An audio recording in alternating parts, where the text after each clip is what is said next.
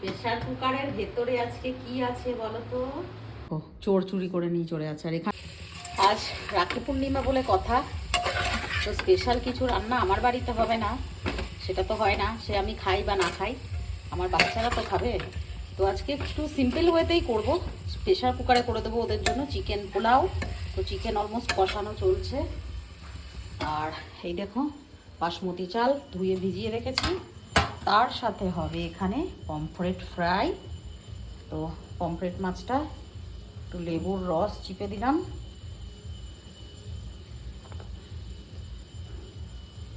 আর এখানে দিয়ে দিলাম নুন। আর এখানে দেখো একটু এই যে আদা রসুন আর একটু শুকনো লঙ্কা দিয়ে পেস্ট করা ছিল, সেইটাই দিয়ে দেবো।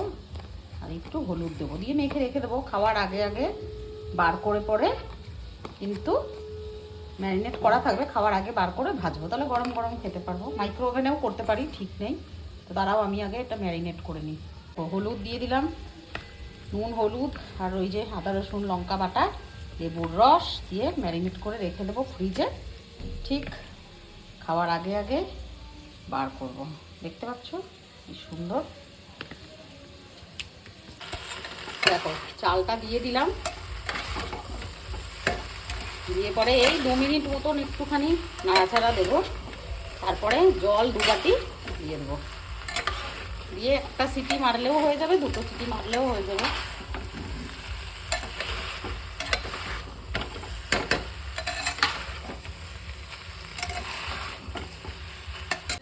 এই দেখো মেপে 2 বাটি মতন জল দিয়ে দিলাম। এবার একটুখানি ঘি দিয়ে দেবো 1 চামচ মতন ওপরে, এই যে ঘি দিয়ে 2টো সিটি মারলেই হয়ে যাবে। প্রেসার কুকারের ভেতরে আজকে কি আছে বলো তো? কি আছে? কি আছে প্রেসার কুকারে? গন্ধ তো ভালো বেরোচ্ছে, কিন্তু কি আছে? দেখো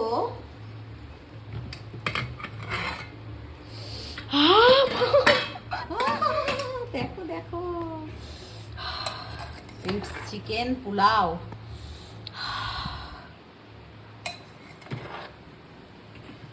এত সুন্দর ছড়া ছড়া হয়েছে। প্রেসার কুকার একসঙ্গে আটকে গেছে বলে মনে হচ্ছে কি চিটে গেছে না একসঙ্গে। তো গরম পুরো, তাতেই দেখ রাইস একদম খিলা খিলা রাইস। দেখো আর মা যে খাবে হচ্ছে চিকেন স্যালাড, তাই তো? চিকেন দিয়ে আমি ইয়েও করতে পারি। স্টু না, স্টু আর কত স্টু নয়, ওই চিকেন আর সটে ওটস দিয়ে খিচুড়ি ইস, বা ডালিয়া দিয়ে ও না না ওসব খেতে হয় না। দেখতে পাচ্ছ সুন্দর লাঞ্চ আজকে আমার বাচ্চাদের। চিন্তা কর না, মা এটাও খাবে তো না। একটুখানি খেতে পারি, একটু চিকেন, এইটা একটুখানি একটুখানি এতটুকুন। আর চিকেন স্যালাড। চিকেন মা কি রান্না করছো? এই যে আমার চিকেন সটে হচ্ছে ক্যাপসিকাম দিয়ে। আলুটা খুব কম এখানটায়। এই যে ক্যাপসিকাম, একটু পেঁয়াজ গোটা গোটা, আর চিকেন বোনলেস চিকেন, ওটস দেবো এর ভেতরে, আর এই যে গোলমরিচ। আমাদের হামুল বিস্কুটের অবস্থা এগুলো খারাপ করে দিয়েছে। এটাকে তুমি এখন একটু হালকা হয়তো ব্রাউন কালার হতে দাও, ওকে? হতে থাকুক, সেদ্ধ চিকেনটাও তো সেদ্ধ হবে না। হয়ে গেছে আমার চিকেন সটে রেডি। ফটে না ফটে, যা বটে বটে। খেয়েছিস না? চলো খেয়ে নি, টাইমও হয়ে গেছে।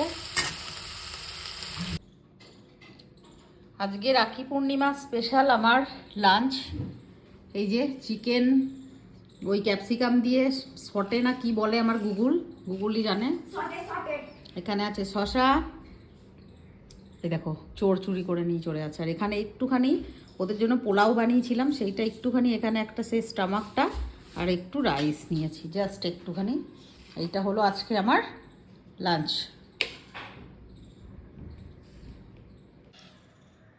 মনা আসবে, এখনো আসেনি, টাইম হয়ে গেছে, আমাকে 1:30 থেকে 2টোর ভিতর খেতে বলেছে। 1:45 বেজে গেছে, তাই খেয়ে নিচ্ছি।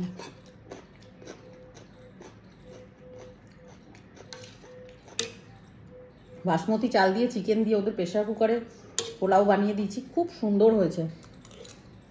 একটুখানি এইটুকু নিলাম।